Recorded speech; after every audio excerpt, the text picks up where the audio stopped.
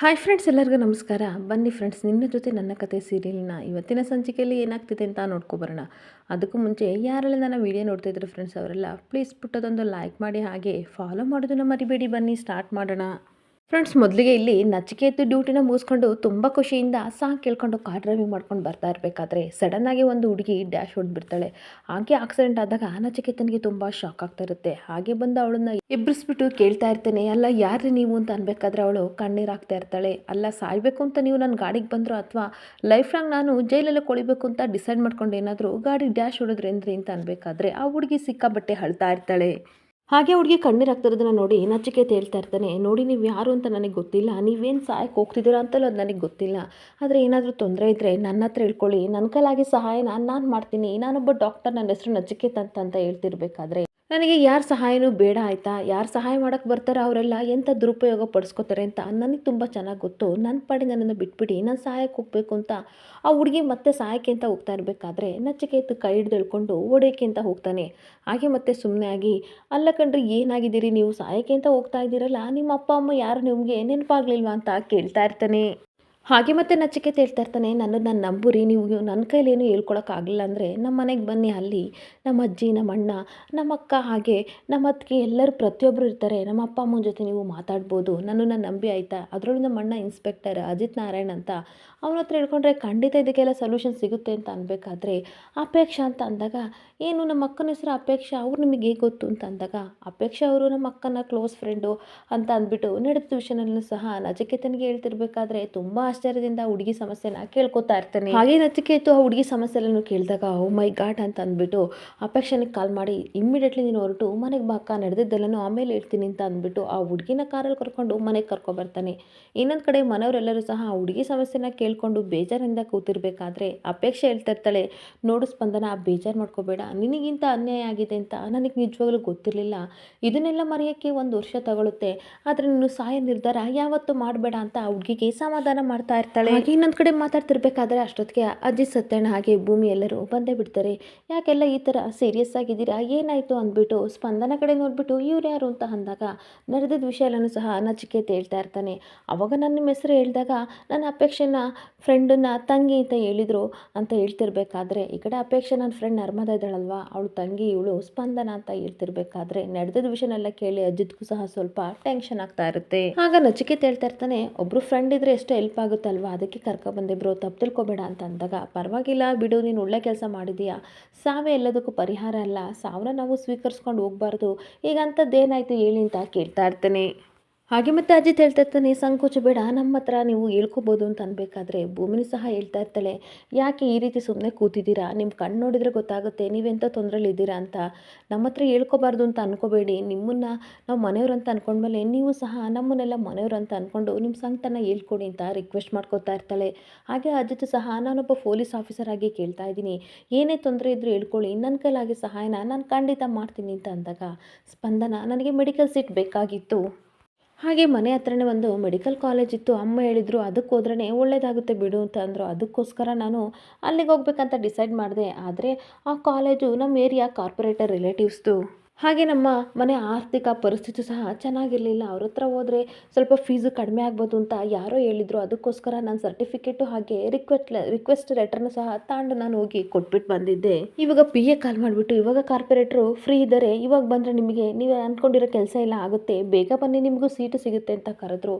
ಆವಾಗ ನಾನು ಅಲ್ಲಿಗೆ ಹೋದ್ರೆ ಅಂತ ಹೇಳ್ಬಿಟ್ಟು ತುಂಬ ಅಂದರೆ ತುಂಬ ಕಣ್ಣೀರಾಗ್ತಿರ್ಬೇಕಾದ್ರೆ ಎಲ್ಲರಿಗೂ ತುಂಬ ಶಾಕ್ ಆಗ್ತಾ ಇರುತ್ತೆ. ಹಾಗೆ ಕಣ್ಣೀರಾಗ್ತಾ ಇರಬೇಕಾದ್ರೆ ಭೂಮಿ, ಸಮಾಧಾನ ಮಾಡ್ಕೊಳ್ಳಿ ಸ್ಪಂದನ ಅವ್ರೆ ಅಂತ ಅನ್ಬೇಕಾದ್ರೆ ಯಾವ ರೀತಿ ನಾನು ಸಮಾಧಾನ ಮಾಡ್ಕೊಳ್ಳಿ, ಈ ವಿಷಯ ನಮ್ಮ ಅಪ್ಪ ಅಮ್ಮಗೆ ಗೊತ್ತಾದರೆ ನಮ್ಮ ಗತಿ ಏನು, ಹಾಗೆ 4 ಜನ ನನ್ನನ್ನು 4 ಥರ ಮಾತಾಡ್ತಾರೆ, ನಾನು ತಲೆ ಎತ್ಕೊಂಡು ಈ ಸಮಾಜದಲ್ಲಿ ನಡೆಯೋದು ಹೇಗೆ ಅಂತ ಡಿಸೈಡ್ ಮಾಡಿಕೊಂಡು ಸಹಾಯಕ್ಕೆ ಅಂತ ಹೋದೆ ಅಂತ ಅನ್ಬೇಕಾದ್ರೆ ಎಲ್ಲರೂ ತುಂಬ ಬೇಜಾರದಿಂದ ಸ್ಪಂದನ ನಾನು ನೋಡ್ತಾ ಇದ್ರೆ ಅಜಿತ್ ತುಂಬ ಕೋಪ ಮಾಡ್ಕೊಂಡು, ಇಂಥವ್ರು ನಾವು ಹುಳ ಹೊಸ್ಕಾಕ್ದಂಗೆ ಹೊಸ್ಕಾಕ್ಬೇಕು, ಇಂಥವ್ರು ಇರೋದ್ರಿಂದಲೇ ಸಮಾಜಕ್ಕೆ ಕೆಟ್ಟ ಹೆಸರು ಅಂತ ಕೂಗಾಡ್ತಾ ಇರ್ತಾನೆ. ಹಾಗೆ ಅಜಿತ್ ತುಂಬ ಕೋಪ ಮಾಡ್ಕೊಂಡು ಹೇಳ್ತಾ ಇರ್ತಾನೆ, ತಪ್ಪು ಮಾಡಿರೋದು ಅವನೇ ತಲೆಯ ಎತ್ತಿ ನಡೀತಿರ್ಬೇಕಾದ್ರೆ ಏನೂ ತಪ್ಪೇ ಮಾಡ್ದಲೇ ಇರೋ ನೀವು ತಲೆ ತಗ್ಸಿ ಯಾಕೆ ಕೂತಿದ್ದೀರಾ, ದಯವಿಟ್ಟು ಧೈರ್ಯವಾಗಿರಿ ಅಂತ ಹೇಳ್ಬೇಕಾದ್ರೆ, ಹೌದು ಸ್ಪಂದನ ಅವರೇ, ಜನಗಳ ಮಾತಿಗೆ ನೀವು ತಲೆ ಕೆಡಿಸ್ಕೋಬೇಡಿ, ಇವತ್ತು ನಿಮ್ಮ ವಿಷಯ, ನಾಳೆ ಇನ್ನೊಂದು ವಿಷಯ ಬಂದಾಗ ನಿಮ್ಮ ವಿಷಯನ ಮರಿತಾರೆ. ಹಾಗೆ ನಚಿಕೇತ ಸಹ ಹೌದು ಸ್ಪಂದನ್ ಅವರೇ, ಇವಾಗ ನಿಮ್ಮ ಬಗ್ಗೆ ನೀವು ಯೋಚನೆ ಮಾಡಿ, ನಿಮ್ಮ ಅಪ್ಪ ಅಮ್ಮನ ಬಗ್ಗೆ ಮಾತ್ರ ಯೋಚನೆ ಮಾಡಿ, ಬೇರೆದೆಲ್ಲ ತಲೆ ಕೆಡಿಸ್ಕೋಬೇಡಿ ಅಂತ ಹೇಳ್ತಿರ್ಬೇಕಾದ್ರೆ, ಇವತ್ತು ನಿಮಗೆ ಬಂದಿರೋ ಪರಿಸ್ಥಿತಿನೇ ನಾಳೆ ನೂರಾರು ಜನಕ್ಕೆ ಬರ್ಬೋದು. ಹಾಗಂತ ನೀವು ತಲೆ ತಗ್ಸಿ ಕೂತ್ಕೊಳ್ಳೋಗಿಲ್ಲ ಅಂತ ಅಜಿತು ಕೂಡ ಹೇಳ್ತಾ ಇರ್ತಾನೆ. ಹಾಗೆ ಅಂತ ಕಚಡಗಳು ಯಾವತ್ತು ಕಂಬಿಯಿಂದ ಇರಬೇಕು, ಅಂಥವ್ರಿಗೆ ನಾವು ಸಪೋರ್ಟ್ ಮಾಡಬಾರ್ದು. ನ್ಯಾಯ ಯಾವತ್ತಿದ್ರೂ ಗೆದ್ದೇ ಗೆಲ್ಲುತ್ತೆ. ನಿಮ್ಮ ಹೆಸರಾಗಲಿ ಅಥವಾ ನಿಮ್ಮ ಮುಖ ಆಗಲಿ ನಾನು ಯಾರಿಗೂ ಗೊತ್ತಾಗ್ದಂಗೆ ನಾನು ನಿಮ್ಮನ್ನು ನೋಡ್ಕೋತೀನಿ. ಹಾಗೆ ನೀವೊಂದು ಕೆಲಸ ಮಾಡಬೇಕು, ಒಂದು ಕಂಪ್ಲೇಂಟ್ ಕೊಡಬೇಕು, ಮಿಕ್ಕಿದೆಲ್ಲ ನಾನು ನೋಡ್ಕೋತೀನಿ, ಕೊಡ್ತೀರಾ ಅಂತ ಅಂದಾಗ ಆ ಸ್ಪಂದನ ಹ್ಞೂ ಅಂತ ತಲೆ ಅಲ್ಲಾಡಿಸ್ತಿರ್ಬೇಕಾದ್ರೆ, ಸರಿ ಆಯಿತು ಅಂತ ಅಂದ್ಬಿಟ್ಟು ಅಮ್ಮ ನಾನು ಸ್ಟೇಷನ್ಗೆ ಹೋಗಿ ಬರ್ತೀನಿ ಅಂತ ಅಜಿತ್ ಹೋಗ್ತಾ ಇದ್ದರೆ, ಈ ಕಡೆ ಶ್ರವಣ್ಗೆ ಸ್ವಲ್ಪ ಟೆನ್ಷನ್ ಆಗ್ತಾ ಇರುತ್ತೆ. ಇನ್ನೊಂದು ಕಡೆ ಈ ಕಡೆ ನಚಿಕೇತರು ಸತ್ಯಣ್ಣನ ಸಹ ಬರ್ತಾ ಇರ್ತಾನೆ. ಬಂದಾಗ ಅರ್ಜೆಂಟಾಗಿ ಸ್ವಲ್ಪ ಚಾರ್ಜರ್ ಕೊಡಪ್ಪಿ ಅಂತ ಅಂದಾಗ ಚಾರ್ಜರ್ ಹುಡುಕಿ ನಚಿಕೇತ್ ಕೊಡ್ತಿರ್ಬೇಕಾದ್ರೆ, ಒಳ್ಳೆ ಕೆಲಸ ಮಾಡಿದೆ, ಮರಕ್ಕೆ ಕಷ್ಟ ಬರಲ್ಲ, ಮನುಷ್ಯಗೆ ತಾನೇ ಕಷ್ಟ ಬರೋದು, ಅಂದಮೇಲೆ ನೀನು ಒಳ್ಳೆ ಕೆಲಸ ಮಾಡಿದೆ ಬಿಡೋ, ಹಾಗೆ ನಾನೊಂದು ಇಂಪಾರ್ಟೆಂಟ್ ಕಾಲ್ನ ಮಿಸ್ ಮಾಡ್ಕೋತಿದ್ದೆ, ಅಷ್ಟೊತ್ತಿಗೆ ಚಾರ್ಜರ್ ಕೊಟ್ಟು ಒಳ್ಳೆ ಕೆಲಸ ಮಾಡಿದೆ ಅಂತ ಹೇಳ್ತಾ ಇರ್ತೀನಿ. ಓ ಹೌದಾ ಸತ್ಯಣ್ಣ, ಹಾಗಾದರೆ ಇಂಪಾರ್ಟೆಂಟ್ ಕಾಲ್ ಯಾವ್ದು ಹೇಳಿ ಅಂತ ರೇಗಿಸ್ತಿರ್ಬೇಕಾದ್ರೆ, ನಾನು ಅದನ್ನೆಲ್ಲ ಆಮೇಲೆ ಹೇಳ್ತೀನಿ, ನಿನಗೊಂದು ಥ್ಯಾಂಕ್ಸ್ ಹೇಳ್ತೀನಿ. ಈಗ ಸ್ಪಂದನನ ನೀನು ಒಬ್ಬ ಡಾಕ್ಟರ್ ಆಗಿ ನೀನು ಗೌರವ ಕೊಟ್ಟು ಅವಳನ್ನ ಡೇಂಜರ್ ಝೋನಿಂದ ಸೇಫ್ ಝೋನ್ಗೆ ಕರ್ಕೊಬಂದಿದೆಯಲ್ಲ, ತುಂಬ ಒಳ್ಳೆ ಕೆಲಸ ಮಾಡಿದೆ ಅಂತ ಅಂದಾಗ, ನನಗೆ ಇಷ್ಟೊಂಥರ ಕ್ರೆಡಿಟ್ಸ್ ಎಲ್ಲ ಕೊಡಬೇಡಿ, ಅಪ್ಪ ಅಮ್ಮ ಏನು ಕಳಿಸಿದಾರೋ ಅದನ್ನು ನಾನು ಮಾಡಿದ್ದೀನಿ, ಅದನ್ನೆಲ್ಲ ಬಿಟ್ಟಾಕಿ ಅಂತ ಅನ್ಬೇಕಾದ್ರೆ ಸತ್ಯಣ್ಣ ಮತ್ತೆ ಕೇಳ್ತಾ ಇರ್ತಾನೆ, ನನಗೊಂದು ನೀನು ಹೆಲ್ಪ್ ಮಾಡಬೇಕು ಅಂದಾಗ, ಹೌದಾ ಅದೇನು ಹೇಳಿ ಅಂತ ಅಂದಾಗ, ನಾನೊಂದು ಏನೋ ಒಂದು ಕೇಳ್ತೀನಿ, ಆದರೆ ಯಾರಿಗೂ ನೀನು ಹೇಳೋಂಗಿಲ್ಲ, ತುಂಬ ಅಂದರೆ ತುಂಬ ಸೇಫಾಗಿ ಇಡಬೇಕು ಈ ವಿಷಯನ ಅಂತ ಅಂದಾಗ, ಹೌದಾ ಹಾಗಾದರೆ ನನಗೇನಾದರೂ ಅವ್ರ ಬಗ್ಗೆ ಗೊತ್ತಾ ಅಂತ ಅನ್ಬೇಕಾದ್ರೆ, ನನ್ನ ಫ್ರೆಂಡ್ಸು ಅಂತ ಅಂದಮೇಲೆ ನಿನಗೂ ಸ್ವಲ್ಪ ಗೊತ್ತಿರುತ್ತೆ, ಅದು ಇದನ್ನೆಲ್ಲ ಕಾಲೇಜ್ ದಿನಗಳಲ್ಲಿ ಇದನ್ನೆಲ್ಲ ನೀನು ಅನುಭವಿಸಿರ್ತೀಯ ಅಂತ ಹೇಳ್ತಾ ಇರಬೇಕಾದ್ರೆ, ಓ ಹೌದಾ ಹಾಗಾದರೆ ಕೇಸ್ ಡೀಟೇಲ್ಸ್ನ ಕೊಟ್ಬಿಡಿ, ಅದೇನು ಅಂತ ನೋಡ್ತೀನಿ ಅಂತ ಕೇಳ್ತಾ ಇರ್ತಾನೆ. ಹಾಗೆ ಮತ್ತೆ ಒಂದು ನಿಮಿಷ ಡೋರ್ ಹಾಕಿ ಬರ್ತೀನಿ ಅಂತ ಡೋರ್ ಹಾಕಿ ಬಂದು ಸತ್ಯಣ್ಣ ನಚಿಕೇತ್ ಹತ್ರ ಹೇಳ್ತಾ ಇರ್ತಾರೆ, ನನ್ನ ಫ್ರೆಂಡ್ ಒಬ್ಬ ಕಾಂಟ್ರಾಕ್ಟ್ ಮದುವೆ ಆಗಿದ್ದಾನೆ ಅಂತ, ಅಂದರೆ 2 ವರ್ಷಕ್ಕೋಸ್ಕರ ಮದುವೆ ಆಗಿದ್ದಾನೆ, 1 ವರ್ಷ ತಪ್ಪಿದ್ರೆ 2 ವರ್ಷ ಅಂತ ಅನ್ಕೋ, ಅವರಿಬ್ಬರು ಏನೋ ಪ್ರಾಬ್ಲಮ್ ಇರೋದಕ್ಕೋಸ್ಕರ ಈ ಥರ ಮದುವೆ ಆದರೂ ಇವಾಗಿನ್ನೇನು ಡೇಟು ಮುಕ್ತಾಯ ಆಗೋಕ್ಕೆ ಅಂತ ಬಂದಿದೆ, ಆದರೆ ಕಾಂಟ್ರಾಕ್ಟ್ ಮದುವೆ ಆಗಿದೆ ಹುಡುಗನಿಗೆ, ಹುಡುಗಿ ಮೇಲೆ ಇವಾಗ ನಿಜವಾಗ್ಲೂ ಸಿಕ್ಕಾಪಟ್ಟೆ ಲವ್ ಆಗಿದೆ, ಅದನ್ನು ಅವಳ ಮುಂದೆ ವ್ಯಕ್ತಪಡಿಸೋಕ್ಕೆ ಎಷ್ಟೋ ಟ್ರೈ ಮಾಡಿದರೂ ಸಹ ಅವಳು ಅದರಲ್ಲಿ ವಿಫಲನೇ ಆಗ್ತಾ ಇದ್ದಾನೆ, ಆದರೆ ಅವಳು ಒಪ್ಕೋತಲೇ ಇಲ್ಲ, ಇದಕ್ಕೇನಾದರೂ ಪರಿಹಾರ ಇದ್ದರೆ ಕೊಡು ಅಂತ ಅಂದಾಗ ನಚಿಕೇತ್ ಎದ್ದು ನಿಂತ್ಕೊಂಡು ಹೇಳ್ತಾ ಇರ್ತಾನೆ, ನೀವು ಹೇಳ್ತಿರೋ ವಿಷಯ ಅಜಿತ್ ಬ್ರೋ ಮತ್ತು ಭೂಮಿ ಅತ್ತಿಗೆದಲ್ವಾ ಅಂತ ಅಂದಾಗ ಸತ್ಯಣ್ಣನಿಗೆ ಶಾಕ್ ಆಗ್ತಾ ಇರುತ್ತೆ. ಆಗ ಸತ್ಯಣ್ಣ ತನ್ನ ಮನಸ್ಸಲ್ಲಿ ಯೋಚನೆ ಮಾಡ್ಕೊತಿರ್ತಾನೆ, ಕಾಂಟ್ರಾಕ್ಟ್ ಮದುವೆ ವಿಷಯ ಇವನಿಗೆ ಹಿಂಗೆ ಗೊತ್ತಾಯ್ತಪ್ಪ ದೇವ್ರೆ ಅಂತ ಅನ್ಬೇಕಾದ್ರೆ, ಯಾಕೋ ಈ ರೀತಿ ಕೇಳ್ತಿದ್ಯಾ ಅಂತ ಅಂದಾಗ, ಸುಮ್ಮನೆ ತಮಾಷೆಗಂದೆ, ನೀವೇನಕ್ಕೆ ಟೆನ್ಷನ್ ಮಾಡ್ಕೊತಿದ್ದೀರಾ ಅಂದಾಗ, ಈ ಕಡೆ ಸತ್ಯಣ್ಣ ಉಸಿರು ಬಿಡ್ತಾ ಇರ್ತಾನೆ, ಅಪ್ಪ ಸದ್ಯ ಏನೂ ಗೊತ್ತಾಗಿಲ್ಲ ಅಂತ ಹೇಳ್ಬಿಟ್ಟು, ಈ ಥರ ನನ್ನ ಕಕ್ಷಿದಾರನಿಗೆ ಅಂದರೆ ನನ್ನ ಫ್ರೆಂಡ್ ಸ್ನೇಹಿತನಿಗೆ ಈ ರೀತಿ ಪ್ರಾಬ್ಲಮ್ ಆಗಿದೆ ಕಣೋ, ಆದರೆ ಆ ಹುಡುಗಿ ನಾನು ತುಂಬ ಇಷ್ಟಪಡ್ತಾನೆ, ಲೈಫ್ ಲಾಂಗ್ ಅವಳ ಜೊತೆ ಇರಬೇಕು ಅಂತ ಆಸೆ ಪಡ್ತಾ ಇದ್ದಾನೆ, ಅದಕ್ಕೇನಾದರೂ ಒಂದು ಪರಿಹಾರ ಕೊಡು, ನೀನು ಹೆಂಗೆ ಹೇಳ್ತಿ ಹಾಗೆ ನಾನು ಕೇಳ್ತೀನಿ, ಇದರಿಂದ ನನಗೂ ಖುಷಿ ಆಗುತ್ತೆ, ಹಾಗೆ ನಾನೇ ಈ ಕೇಸ್ನ ಗೆದ್ದಂಗೆ ಆಗುತ್ತೆ ಅಂತ ಹೇಳ್ತಾ ಇರ್ತಾನೆ. ಹಾಗೆ ನಚಿಕೇತ ನಾನೊಬ್ಬ ಡಾಕ್ಟರ್ ಆಗಿ ಯಾವ ರೀತಿ ಟ್ರೀಟ್ಮೆಂಟ್ ಕೊಡ್ತಿದ್ನೋ ಆ ರೀತಿನೇ ನಾನು ಕಂಡು ಅಂತ ಐಡಿಯಾ ಹುಡುಕ್ತಾ ಇರ್ತಾನೆ. ಇನ್ನೊಂದು ಕಡೆ ಹುಡುಗಿ ಕಂಪ್ಲೇಂಟ್ ಕೊಟ್ಟಿದ ತಕ್ಷಣ ಈ ಕಡೆ ಕಾರ್ಪೊರೇಟರು ಪೊಲೀಸ್ ಸ್ಟೇಷನ್ಗೆ ಬರ್ತಾರೆ. ಬಂದ್ಬಿಟ್ಟು ರೌಡಿಸಮ್ ಮಾಡ್ತಿರ್ಬೇಕಾದ್ರೆ, ಏಯ್ ಅಲ್ಲ ಕಣೋ, ಎಲ್ಲ ಪ್ರತಿಯೊಬ್ಬರು ಪೊಲೀಸರು ನನ್ನ ಮನೆ ಹಿಂದೆ ನಾಯಿ ಥರ ಕಾಯ್ತಾ ಇದ್ದಾರೆ, ನೀನು ಯಾರೋ ನನಗೆ ಲೆಟ್ರ್ ಕೊಟ್ಟು ಕಳಿಸಿದೆಯಲ್ಲ, ಸರಿ ಅದೇನು ವಿಷಯ ಅಂತ ಹೇಳು, ಮಹಿಳಾ ಸಂಘದಕ್ಕೆ ನಾನು ಗೆಸ್ಟಾಗಿ ಕರೆದಿದ್ದಾರೆ, ನಾನು ಅಲ್ಲಿಗೆ ಹೋಗಬೇಕು ಅಂತ ಕಾರ್ಪೊರೇಟರ್ ಹೇಳ್ತಾ ಇರ್ತಾನೆ. ಹಾಗೆ ಅಜಿತ್, ಓಹೋ ಮಹಿಳೆಯರ ಮೇಲೆ ಇಷ್ಟೊಂಥರ ಗೌರವನ ನಿಮಗೆ ಅಂತ ಅನ್ಬೇಕಾದ್ರೆ, ಹೌದು ಮತ್ತು ಮಹಿಳೆಯರಿದ್ದ ಕಡೆ ಸ್ವರ್ಗ ಇರುತ್ತೆ ಅಂತ ಗೊತ್ತಿಲ್ವ ನಿನಗೆ ಅಂತ ಹೇಳ್ತಿರ್ಬೇಕಾದ್ರೆ, ಅದೇ ತಪ್ಪಾಗಿರೋದು ಅಂತ ಅಂದಾಗ ಕಾರ್ಪೊರೇಟರ್ಗೆ ಸ್ವಲ್ಪ ಟೆನ್ಷನ್ ಆಗ್ತಿರುತ್ತೆ. ಏನು ಹೇಳ್ತಾ ಇದೆಯಾ, ಸರಿ ಸರಿ ಏನಾರ ಇರಲಿ, ಇಲ್ಲಿಗೇನು ಕರೆಸಿದ್ಯಾ ಅದನ್ನ ಹೇಳು ಅಂತ ಹೇಳ್ತಿರ್ಬೇಕಾದ್ರೆ, ಮಹಿಳೆಯರಿರೋ ಕಡೆ ದೇವರು ಇರುತ್ತೆ ಅನ್ನೋದು ನಿನಗೆ ಗೊತ್ತಿಲ್ಲ ಅಲ್ವಾ ಅಂದಾಗ ಕೂತ್ಕೊಂಡು ಕೇಳ್ತಾ ಇರ್ತಾನೆ. ಹಾಗೆ ಅಜಿತ್ ಸ್ಪಂದನ ಅಂತ ಅಂದಾಗ ಕಾರ್ಪೊರೇಟರ್ಗೆ ತುಂಬ ಶಾಕ್ ಆಗ್ತಾ ಇರುತ್ತೆ.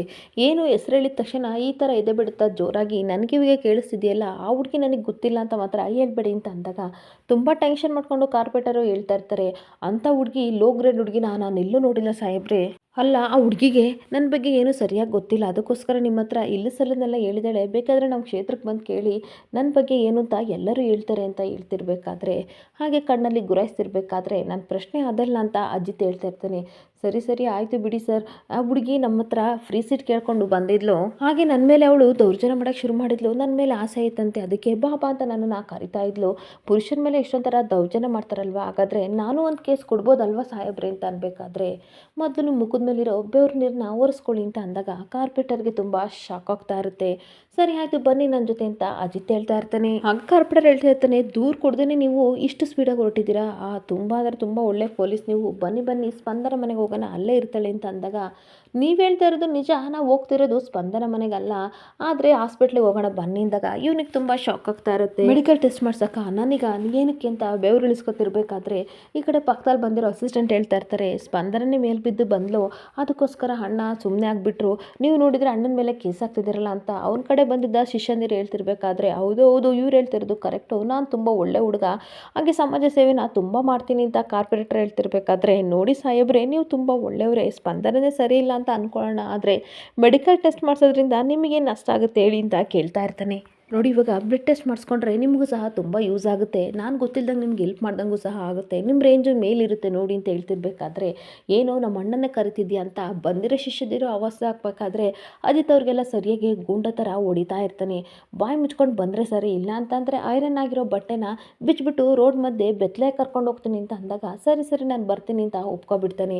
ಅಷ್ಟೊತ್ತಿಗೆ ಭೂಮಿ ಕಾಲ್ ಮಾಡ್ತಿರ್ಬೇಕಾದ್ರೆ ಸಾಹೇಬ್ರೆ ಅಂತ ಅಂದಾಗ, ಏನು ಅರ್ಜೆಂಟ್ ಇದೆಯಾ, ಏನಾದರೂ ತೊಂದರೆನಾ ಅಂತ ಅನ್ಬೇಕಾದ್ರೆ, ಅಷ್ಟೊತ್ತಿಗೆ ಭೂಮಿ ಓಹೋ ಏನೋ ಸಮಸ್ಯೆ ಇರ್ಬೋದು ಹಂಗಾಗಿ ಸಾಹೇಬರು ಈ ರೀತಿ ಮಾತಾಡ್ತಿದ್ದಾರೆ ಅಂತ ಅಂದಾಗ, ಆ ಕಾರ್ಪೊರೇಟ್ರು ಹೆಣ್ಣಿನ ಬಗ್ಗೆ ಅಸಹ್ಯಾಗಿ ಮಾಡ್ತಾನೆ, ಹಾಗೆ ಅವ್ನು ತುಂಬ ಸರಿ ಇಲ್ವಂತೆ, ಕೆಟ್ಟವನಂತೆ ಸಾಹೇಬ್ರು ಅಂತ ಅಂದಾಗ, ಅವ್ನಿಗೆ ಏನು ಮಾಡಬೇಕು ಅದನ್ನು ಸರಿಯಾಗಿ ಮಾಡ್ತೀನಿ ಬಿಡು ಅಂತ ಹೇಳ್ತಾ ಇರ್ತಾನೆ. ಹಾಗೆ ನೀವು ಹುಷಾರು ಅಂತ ಅಂದಾಗ, ಸರಿ ನಾನು ಬರೋದು ಲೇಟ್ ಆಗುತ್ತೆ, ನೀನು ಎಲ್ಲರ ಜೊತೆ ಊಟ ಮಾಡಿ ಮಲ್ಗು ಅಂತ ಫೋನ್ ಕಟ್ ಮಾಡಿದಾಗ, ಅಪ್ಪ ನಮ್ಮ ಸಾಹೇಬ್ರು ನಾನೇನು ಹೇಳಲಿಲ್ಲ ಅಂತ ಅಂದರು, ಎಲ್ಲನೂ ಅವ್ರು ತುಂಬ ಚೆನ್ನಾಗಿ ಅರ್ಥ ಮಾಡ್ಕೊಂಡ್ರು ಅಂತ ಭೂಮಿ ಖುಷಿ ಪಡ್ತಾ ಇರ್ತಾಳೆ. ಹಾಗೆ ನನ್ನ ಕಡೆ ಅಜಿತ್ ಅವ್ರನ್ನೆಲ್ಲ ಕರ್ಕೊಂಡು ಹೋಗ್ತಾ ಇರಬೇಕಾದ್ರೆ ಭೂಮಿ ಸಾಹೇಬ್ರನ್ನೇ ಹೇಳ್ಬಿಟ್ರು ಮಲ್ಕೊ ಅಂತ, ಆದರೆ ಅವ್ರ ಜೊತೆ ಮಾತಾಡ್ದಲೇ ಅವ್ರನ್ನ ನೋಡ್ದಲೇ ನಾನು ಹೇಗೆ ಮಲ್ಕೊಳ್ಳಿ ಅಂತ ಯೋಚನೆ ಮಾಡ್ತಾ ಇರ್ತಾಳೆ.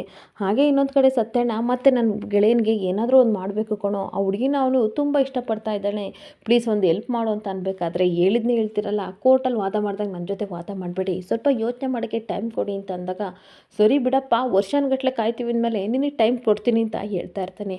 ಆಗ ಮತ್ತೆ ಇದು ಕಾಂಟ್ರಾಕ್ಟ್ ಮದುವೆ ಅಂತ ನನಗನ್ಸಲ್ಲ, ಆರ್ಟ್ ಡಿಸೀಸ್ ಅಂತ ಅನಿಸುತ್ತೆ ಅಂತ ನಚಿಕೇತ ಹೇಳ್ತಿರ್ಬೇಕಾದ್ರೆ, ಇದೆಂಥದ್ದು ಅಂತ ಕೇಳ್ತಾ ಇರ್ತಾನೆ. ಹೌದು ಜಲಸನ್ನ ಒಂದು ಇಂಜೆಕ್ಷನ್ ಕೊಟ್ಬಿಟ್ರೆ, ಬೂಸ್ಟರ್ ಡೋಸ್ ಕೊಟ್ಟರೆ ಖಂಡಿತ ಹುಡುಗಿಗೆ ಈ ಹುಡುಗ ಮೇಲೆ ಲವ್ ಆಗುತ್ತೆ ಅಂತ ಹೇಳ್ತಾ ಇರ್ತಾನೆ. ಆಗ ಮತ್ತೆ ಸತ್ಯನೇ ಹೇಳ್ತಾ ಇರ್ತಾನೆ, ಖಂಡಿತ ಅವಳಿಗೆ ಆಗಲ್ಲ, ಬೇಕಾದ್ರೆ ಬೇರೆ ಮದುವೆನ ಬೇಕಾದರೂ ಮಾಡಿಸ್ಬಿಡ್ತಾಳೆ ಅಂತ ಹೇಳ್ತಾ ಇರಬೇಕಾದ್ರೆ, ಓ ಹಂಗಾದ್ರೆ ಒಂದು ಕೆಲಸ, ಹಾಗಾದ್ರೆ ಆ ಹುಡುಗಿ ಲೈಫಲ್ಲೇ ಒಂದು ಹುಡುಗನ ತಂದ್ಬೇಡ ಅಂತ ಹೇಳ್ತಾ ಇರಬೇಕಾದ್ರೆ ಸತ್ಯಣ್ಣ ಶಾಕ್ ಆಗಿ ನಿಂತ್ಕೊಬಿಡ್ತಾನೆ. ಇಲ್ಲಿಗೆ ಸಂಚಿಕೆ ಎಂಡ್ ಆಗ್ತಿದೆ. ಈ ವಿಡಿಯೋ ಇಷ್ಟ ಆದರೆ ಪುಟ್ಟದೊಂದು ಲೈಕ್ ಮಾಡಿ, ಫಾಲೋ ಮಾಡಿ. Thank you.